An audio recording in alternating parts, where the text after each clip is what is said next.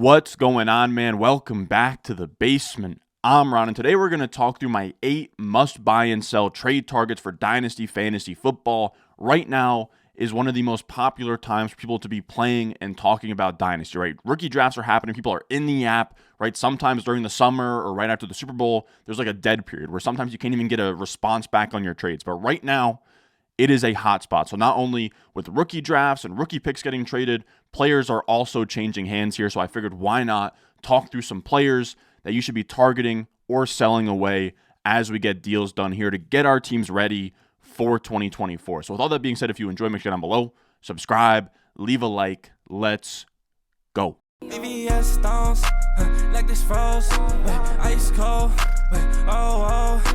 ice around my body like I'm frozen. She gon' let me. Now, as always, with these buy and sell trade targets, they're coming straight from my rankings, which you can find on the Patreon, patreon.com/Ron Stewart. You can find the link to that in the description and the comment section down below, where I have my top 230 Dynasty rankings. Every single player, you have my buy and sell recommendations, where the players on this list, the buys are soft buys or hard buys, the sells are soft sells or hard sells, and that's all laid out in the Dynasty rankings. And on top of that, you get my rookie rankings, you get my RS grades dating back to 2007, my redraft rankings are coming up here as well. So anything I do that's not on the YouTube is on the Patreon. But regardless, we talk about these players. First up, we're going to talk about my must-buy targets here. And at the top, this one, some of these buys aren't that sexy, but some of the best buys aren't the sexy buys, right? Everyone is talking about, your sexy year 2 wide receivers and ascending quarterbacks, but no one's talking about Evan Engram. All right? Evan Engram is somebody that doesn't get a ton of respect in fantasy football, in Dynasty, and if you don't have the means, right? We've talked about it before, like going up to try and buy Mark Andrews, Travis Kelce, Kyle Pitts, Bowers, are all guys I'm trying to buy, but sometimes you just don't have enough firepower to get those guys, right? I'm not saying you should go mortgage your future and trade multiple future firsts to go get Mark Andrews. I'm saying if you have, a Dalton Kincaid, you can kind of cross that bridge. But if you're staring at your tight end room right now and it's like Cole Kmet and Tyler Conklin and you got nothing, I think Evan Engram is a really good bet, especially in tight end premium leagues. When we look at what he did last year in terms of points per game, he was a tight end 4 behind just Kelce, Hawkinson, and Sam Laporta. That's pretty damn good. And then on top of that, he's somebody where he had 114 catches last year. He might have had the quietest 114 catch season ever. I know it's 17-game season, but that's still over 100 catches in a 16-game pace. And almost 20 more than Hawkinson, who was in second. So that's pretty crazy. Now, he doesn't score a lot of touchdowns, and he's not super efficient. He's kind of like if Jarvis Landry played tight end, but when we're playing in these tight end premium leagues where it's plus 0.5 PPR, plus 0.75 PPR, remember, in these tight end premium leagues, they're not putting a multiplier on the touchdowns, they're just putting a multiplier on the catches. So that actually puts Evan Engram at a premium in these tight end premium leagues, which most Dynasty leagues are tight end premium. So Evan Engram is somebody that gets no love, but in these formats gets a huge boost, right? Again, we're talking about a guy who catches a lot of passes, 114 last year, and that was with a healthy, or not healthy, but, with Calvin Ridley in the mix. Now Calvin Ridley is gone, and we're talking Gabe Davis, we're talking rookie Brian Thomas Jr. Of course, Christian Kirk is there, but he was there for most of last year as well. Evan Engram has been a staple of this offense ever since Peterson came in, and kind of that Zach Ertz role that he had in Philly. And Zach Ertz, really damn good as well. And we look at tight end, or Evan Engram and just tight ends all time. Again, one of the most disrespected tight ends ever.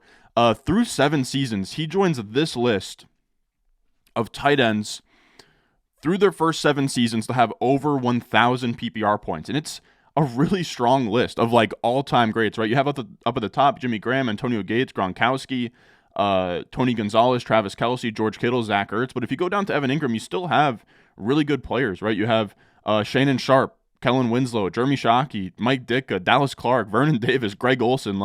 He's on a really special list for what he's done through his first 7 seasons. Now, at this point, he has 3 tight end 7 finishes, 2 tight end 4 finishes, 2 other years that weren't that good, either with injuries or bad Giants offenses.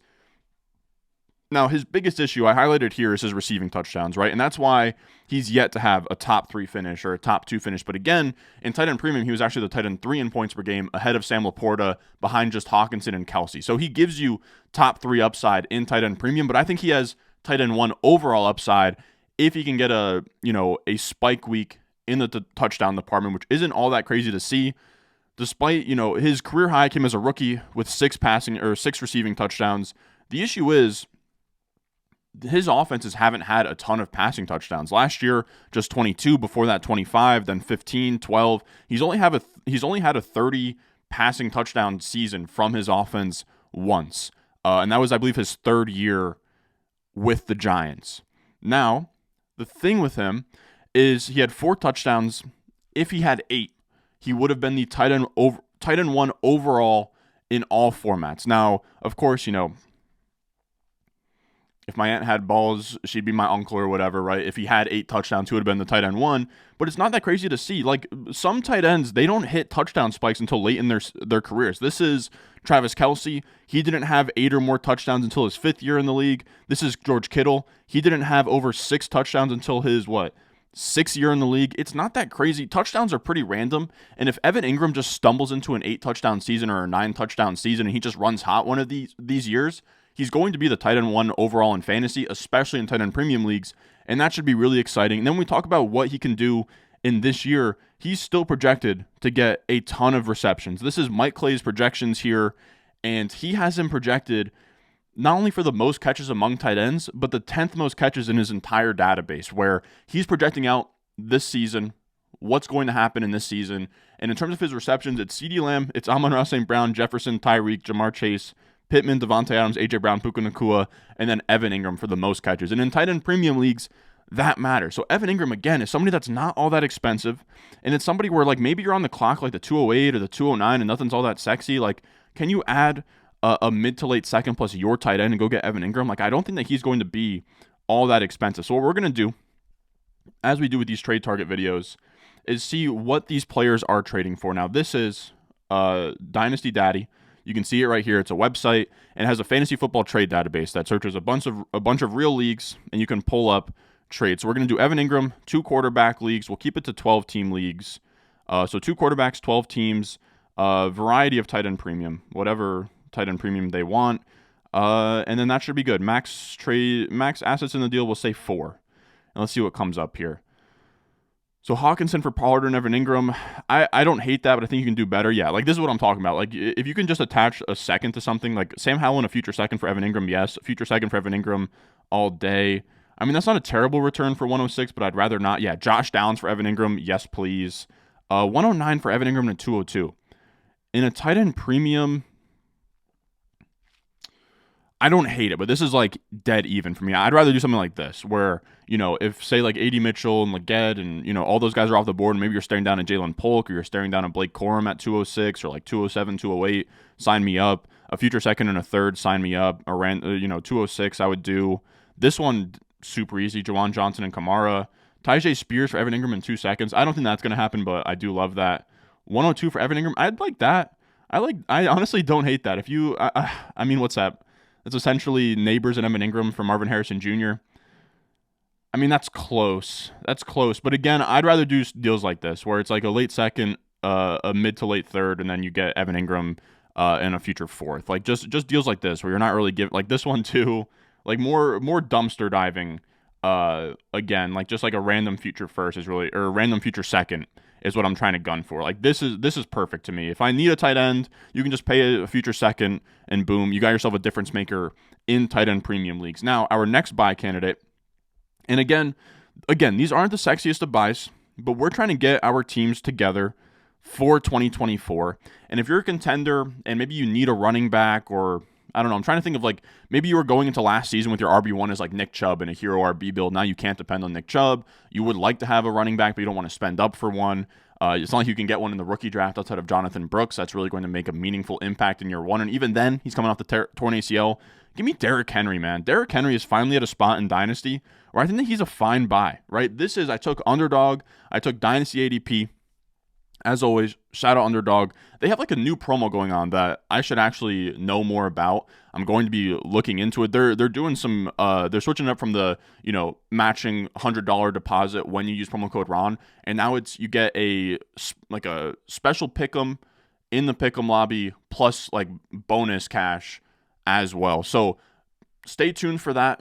All new customers that sign up with promo code Ron get a completely new offer this time around. But with Derrick Henry, and we sort by Underdog ADP, you can see, right, sorted all the way down. This is like the running backs in the top 100. And then we have Dynasty ADP as well, where I went to a Daco Dynasty Data Lab. I took out the Dynasty ADP. And you can see with Derrick Henry, in terms of running backs that are drafted in the top 50 picks, right, so that's like James Cook and above, he's the only one with a Dynasty ADP in the 90s, right? He's out there, Dynasty ADP 96.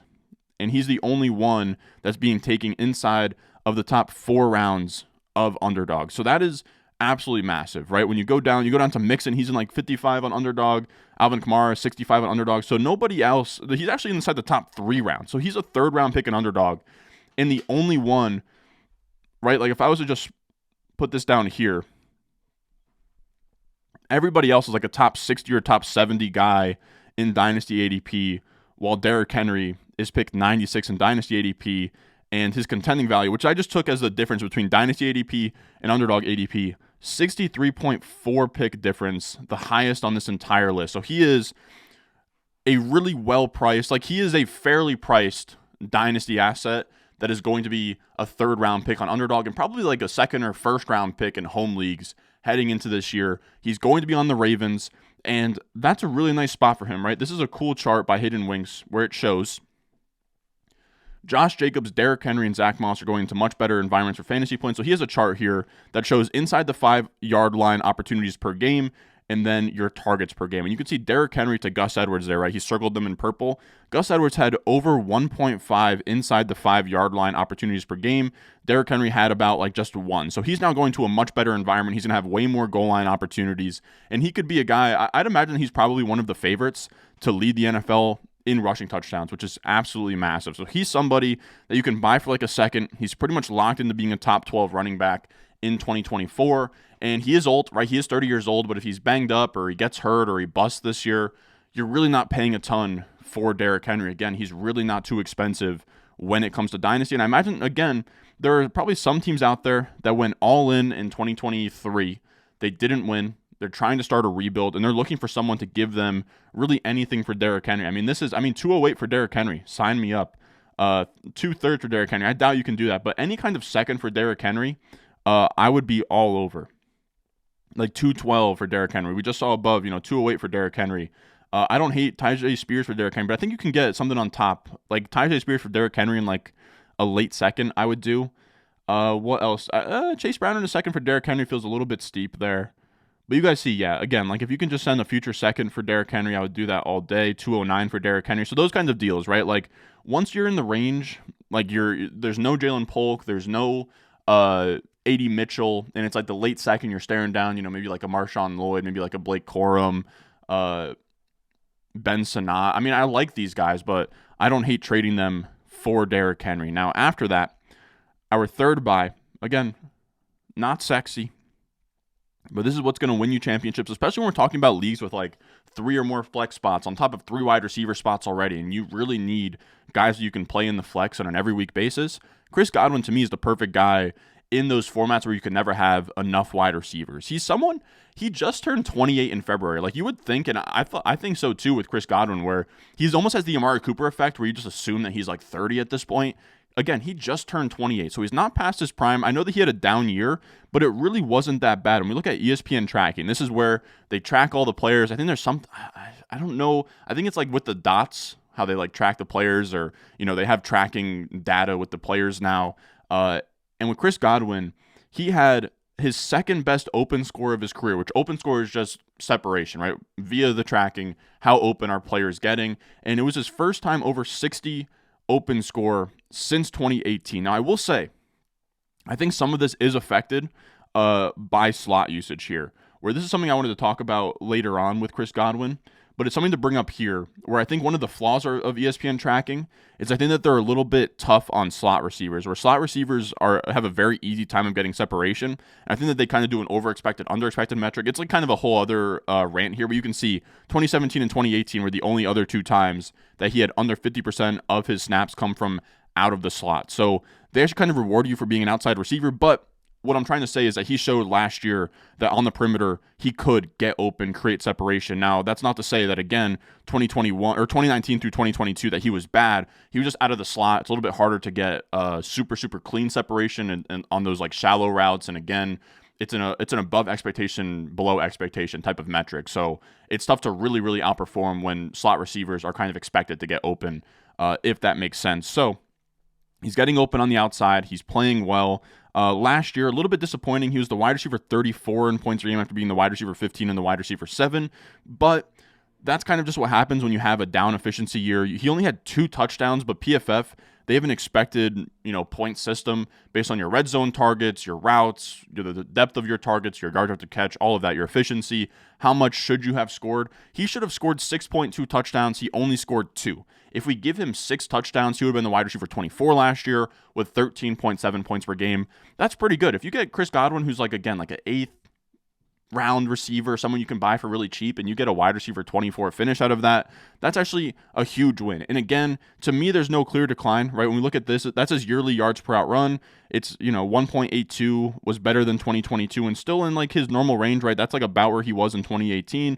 And then receiving grades as well. 78.9 was a better grade than 2022 when he was the wide receiver 15 in points per game and about on track with his career averages. So I don't think that he's like fallen off. I don't think anything is the problem. I think it's really just like last year, he had a new quarterback, so you have to kind of adjust to that. And then on top of that, he had to play on the outside for the first time since like 2019. So new position, new playbook, new quarterback. That's going to be tough to adjust to. But he still did okay. And the, juicy part about this year is that he's going to be playing out of the slot, at least according to the coaches. Now, I will say I don't have this quote loaded up here just yet, but I do have it right here. Now, it says right now, Chris is going to be moved back to Chris, as in Chris Godwin. Chris is going to be moved back to the slot. This is a quote from their I think their new offensive coordinator or their wide receiver coach. Actually, I believe it's their wide receiver coach.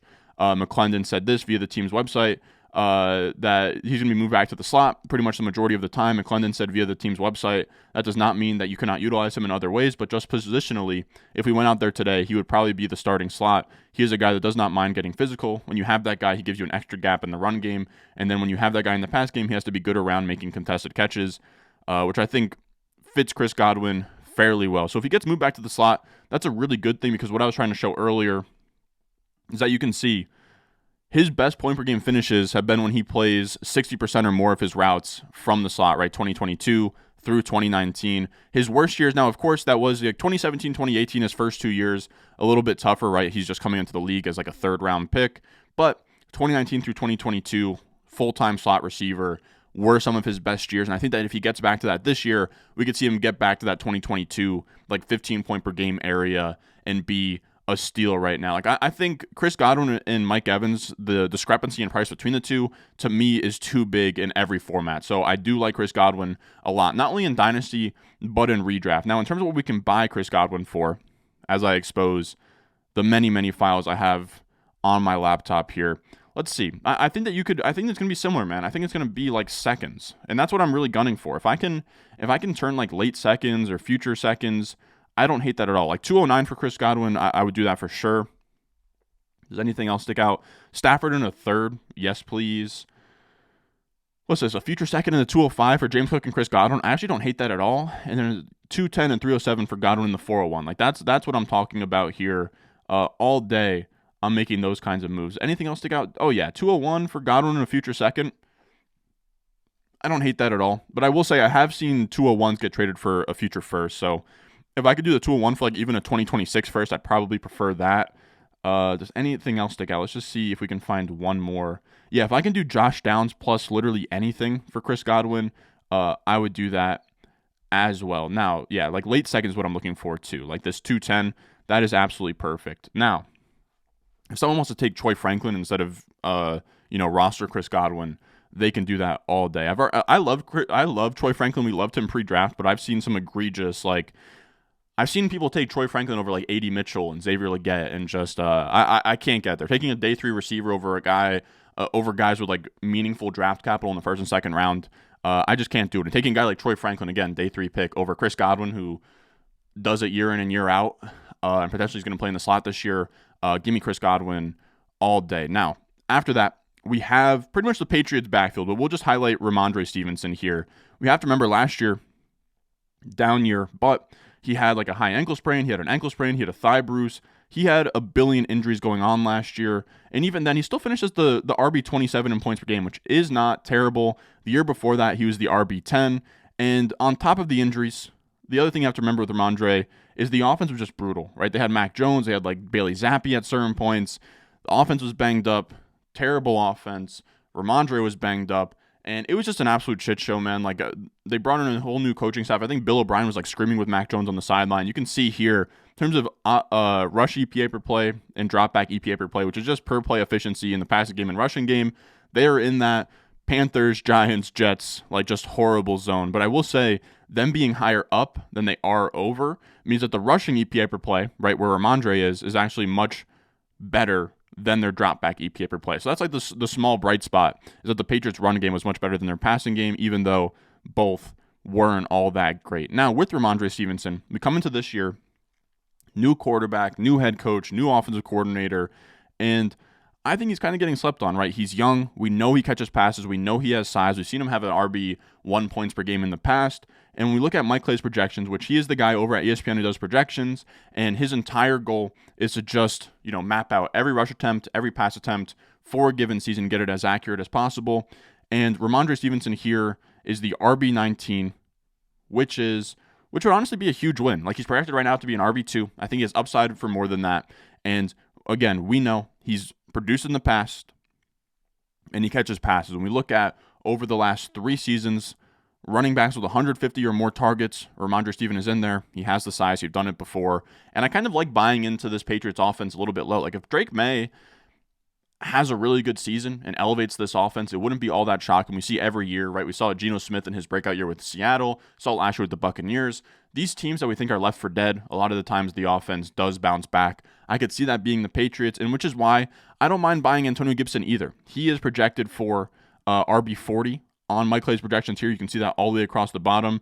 And he's somebody else where he has size, speed, pass catching. He's also a part of this list of being over the 150 target club, and it's like all the best receiving backs in the league, right? These are guys we want. They have 3 down upside, which is really all we want. Just guys that are going to be out there all the time, have all the touches in a league right now where that is very rare. Now, in terms of what we're buying Rhamondre Stevenson for, again, it shouldn't be anything too expensive. Now, of course, with a guy like Antonio Gibson, we're talking like just throw it in the back end. I would do this all day. If I could get Rhamondre in the 205 for Kamara in a third, give me that. Future second for Rhamondre, I'm fine with that. 202 in the 405 for Rhamondre in the 209. I don't hate that, but I'm not crazy about it. This feels way too steep to give up Jaden Reed in a 2. Russell Wilson in a 4, yeah, all day. Ty Chandler and Gabe Davis, all day. Geno Smith for Rhamondre. I'm not crazy about it unless if I already had enough quarterbacks. But you can kind of get the gist of what I'm looking for here. Pacheco for Rhamondre in a 205, I actually don't hate at all. Now, moving on to, I will say, let's actually look up Antonio Gibson. But again, Gibson is really somebody that I think you should just add in the back end of a deal, like just like a sweetener, a throw-in.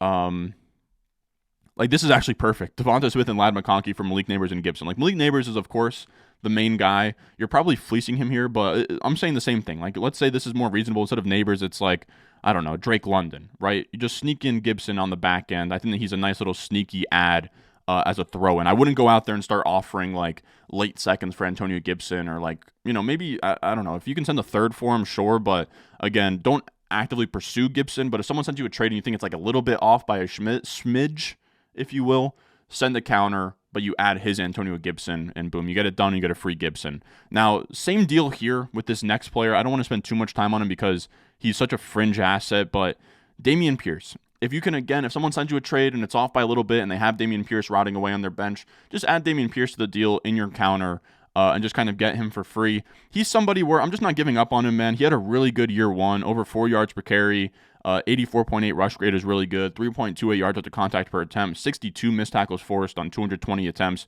All really, really elite stuff, and then just fell off a cliff last year. I don't think that he forgot how to play football. I think he's just a very poor fit in these 49ers. Bobby Slowick, the Texans offensive coordinator, comes from the 49ers scheme. It's just a bad fit for him. Where we look here at Scott Barrett's tweet, Dameon Pierce over his career by rush scheme, 3.37 yards per carry in outside zone, 3.51 yards per carry in inside zone, over 4 yards per carry on all other runs. So I think that that's going to be man and gap schemes, which I think outside of the Shanahan guys, I don't know. I think some offenses run their own thing, but right now he's in the Slowick offense, which runs a lot of zone, and that's just not good for Dameon Pierce. I could see him getting traded. Now, it says on average, teams deployed inside-outside zone runs on 55% of all running back carries last year. Greg Roman's Ravens ranked dead last in 2022. So he's kind of making the connection that maybe the Chargers trade for him. My thing is I think somebody trades for him, whether that's the Cowboys, whether that's the Chargers. We could see somebody go out there and grab Dameon Pierce. So I don't mind buying him low right now, and then he eventually gets traded and his value comes up and he becomes like an actual running back in the dynasty landscape. Now, in terms of like what we're trading for him, again, he's really someone I'd rather just put in the back end of a deal. I'm not like actively sending, I don't know, if you're on the clock at like the 403 and nothing looks good, maybe send that for Dameon Pierce. Like, yeah, like this, like Ray Davis for Dameon Pierce, I don't hate stuff like that. But again, Gus Edwards to Dameon Pierce, I don't hate, but I'm really not aiming to do any of these kinds of deals. Really, to me, it's more just like putting him in as a sweetener on the back end of bigger deals and adding him as like a, somebody sends you a deal and you counter and you add their Dameon Pierce to kind of even things out, just tip the scales ever so slightly. Now, after that, we have our must-sells here. And our first must-sell is Jordan Addison. And you can see here, he is ranked super high on Keep Trade Cut. Now, say whatever you want about Keep Trade Cut, but it is a way of kind of figuring out what the masses think in Dynasty, and he's this top 20 Dynasty receiver, and I can't wrap my head around it. He's in between DJ Moore and Nico Collins. To me, he should really be between T. Higgins and Jackson Smith-Njigba, around that like wide receiver 25 area. Now, you can definitely say a lot of these guys are in the same tier, and they're all clustered together, but Jordan Addison does consistently get propped up in these kinds of, whether it's ADP, whether it's Keep Trade Cut, he gets propped up, and to me, he is a screaming sell. A lot of his production is a little bit fraudulent, like we look at PFF and their expected touchdowns here. He had 10 touchdowns, which is a lot. He was only expected for 7.6. And sometimes you can get expected for 7.6 and you end up with 5. If he ended up with like 5 touchdowns last year, he doesn't really have anything to write home with. And then he also qualifies as a big play merchant, which we brought on Ryan Heath to talk about this. And players are big play merchants are when they have a higher yards per out run by a meaningful amount than their first downs per out run, because that means that they're just giving you big plays. They're not actually moving the chains and being an engine of your offense. You can see 85% of big play merchants, so again, guys who thrived in yards per out run but did not do as well in first downs per out run, 85% of them decreased in yards per out run the next season, which is pretty damning because yards per out run in a given year is pretty random. So about 50%, right, with normal players sounds about right, where half of the players improve, half the players don't improve. Well, with big play merchants, most of them, their yards per out run come down. So the yards per out run is a little bit inflated by nature of the first downs per out run being lower than it should be. And Jordan Addison fits into that area where he had a 56th percentile yards per out run, but a 44th percentile first downs per out run, making it a 13 percentile difference. Anything over a 10 percentile difference is enough to be a big play merchant, as Ryan Heath stated in his article. That's not good. So he falls into that bucket of being a big play merchant. He also scored more touchdowns than he should have. And when we look at kind of what he looks like next to the other rookie wide receivers, it's not all that impressive, right? We're talking 17.2% targets per out run. This is the rookie wide receiver report from last season. 1.5 yards per out run. Like, it's all just mid, right? First downs per out run. Like, none of it's green. Under 70 PFF receiving grade. And then I looked at where he ranks in the top overall receivers. He's outside the top 60 wide receivers last year in targets per out run, yards per out run, and first downs per out run. This year he's going to have a rookie quarterback. On top of that, he's fighting for targets with Justin Jefferson. To me, it's tough. I just don't really see where the massive upside is. I don't know. I don't see the scenario this year where he does something so special that he becomes like a second or third round startup pick. Like, he would have to have a monstrous season, again, not only next to Justin Jefferson, but with a rookie quarterback, which, unless if you're CJ Stroud or Justin Herbert, that is very rare. So we'll see how this breaks down, but I would rather use Jordan Addison to tier up to like elite wide receivers, quarterbacks, tight ends, maybe use him to get into the top 7 or 8 of 2024 rookie drafts, but he would just be somebody that I'd be looking to include as a piece when trading up to elite assets here. Now, in terms of what you can get for him on Dynasty Daddy here, let's see. So he's going for the 112 and a random 2. I don't hate that. It feels a little bit light, though. Douglas and Achane, that feels like too much. I like this. Addison in the 204 for the 208 and the 107. That's actually beautiful. That's actually really nice. Addison and Minshew for the 111. I don't like that as much. Addison and Mixon for the 104. I mean, that's just ridiculous. Addison in a 25 first. I don't love trading 25 firsts, but to get to the 103 and like take a Neighbors, I don't hate that, but you are opening yourself up to a lot of downside in that trade. Addison in the 110 for the. I love that. If you can add Addison to the 109, the 110, the 111, and get yourself into not only the top 5 but the top 3 of these rookie drafts, I love that all day. Addison and Gibbs for a Richardson in a 2. If I needed a quarterback, I don't hate that at all. Anything else stick out here? Addison and nothing for Kyle Pitts. Give me that all day. Addison and Hawkins, that's just not a real trade. Addison and Mike Williams for ETN. I don't love that. Let's see. Addison and Pacheco for a 1 and a 203. I mean, this is ridiculous. You're not getting 2 random ones for Addison. If you could get a little bit on top of like a 2025 1, I like that as well. Yeah, and like again, Pitts. A lot of Pitts for Addison. I would actually, if I needed a tight end and I was fine at receiver, I don't hate that at all. Addison Gibson's a buy for me, but if you can turn Addison and 2 random pieces for the 106, I would do that all day long. Now, after that, we have our last player here. Javonte Williams is a sell for me. Now, I know that he was a very popular sell heading into the draft, right? A lot of people thought the Broncos would add to this running back room. They would add a meaningful running back. And his price hasn't really changed since the draft. He's still like RB17, RB18, RB19 area.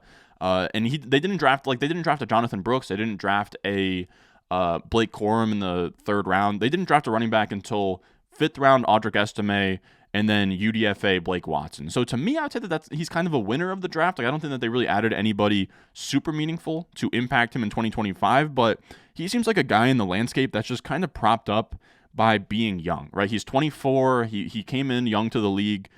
He had a decent rookie year, and then he tore his ACL. So it's tough to – the last 2 seasons, I'm not going to bring up any numbers because all of it's kind of skewed because it's post-injury data. But we're still 3 years into this thing for Javonte Williams, and we have nothing to show for it. We have no production to show for it. He's 24 years old now, and he is a free agent after this year, right? This is the 4th year of his rookie deal. He's going to be a free agent, and he's going to be kind of lost in the shuffle. We have a really, really, really strong 2025 rookie running back class with like Quinshon Judkins and Trevion Henderson and Nick Singleton. And you have a ton of names. You have Ollie Gordon, Ashton Jonty. You have Amarion Hampton. Like it's a really, really, really strong running back class. So you're going to get a new wave of new running backs. And on top of that, you have the free agent class of Najee Harris. Javonte Williams is in that class. I want to say there's not much else in that class. Like I think Rhamondre's in that class. And I think like Kenneth Gainwell, that's not really anything.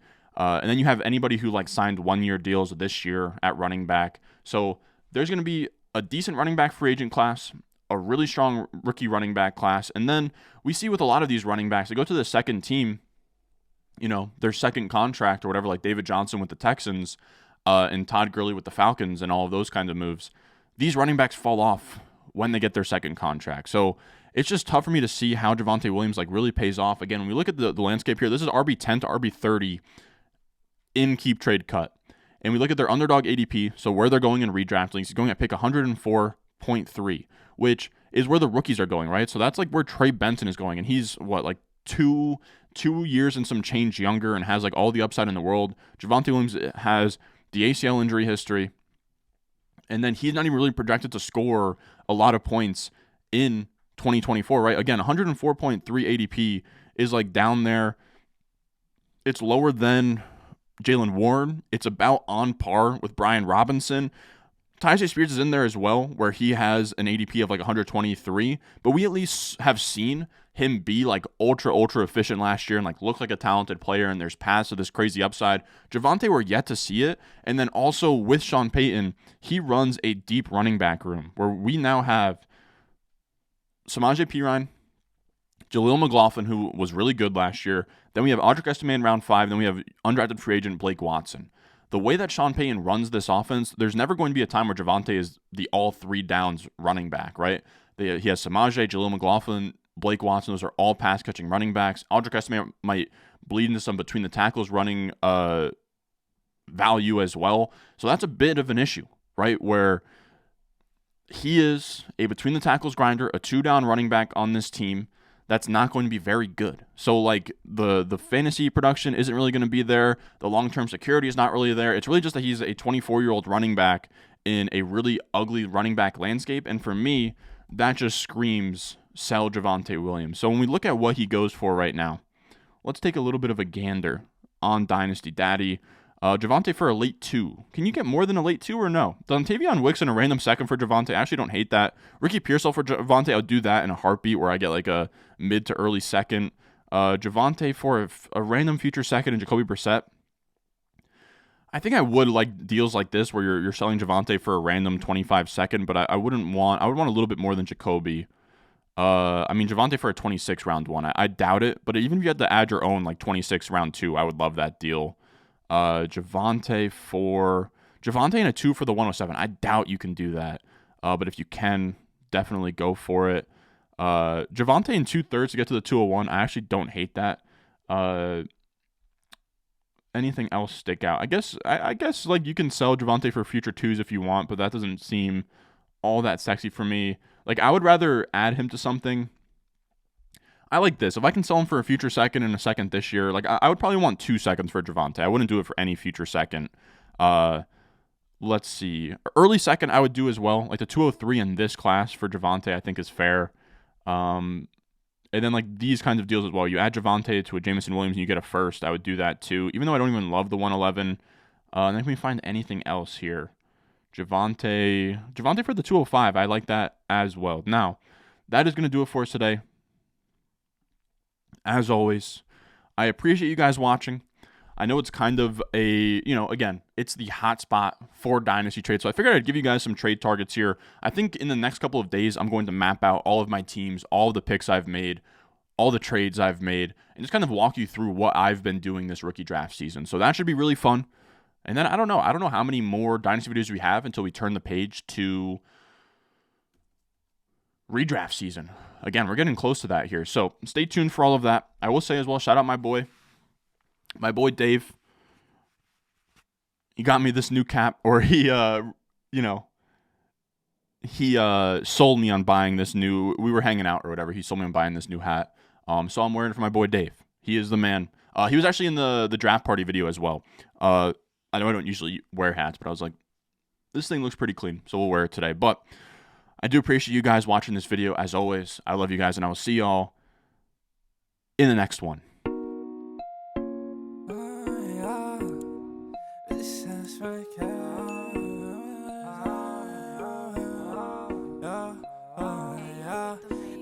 Stones, like this froze, ice cold, oh.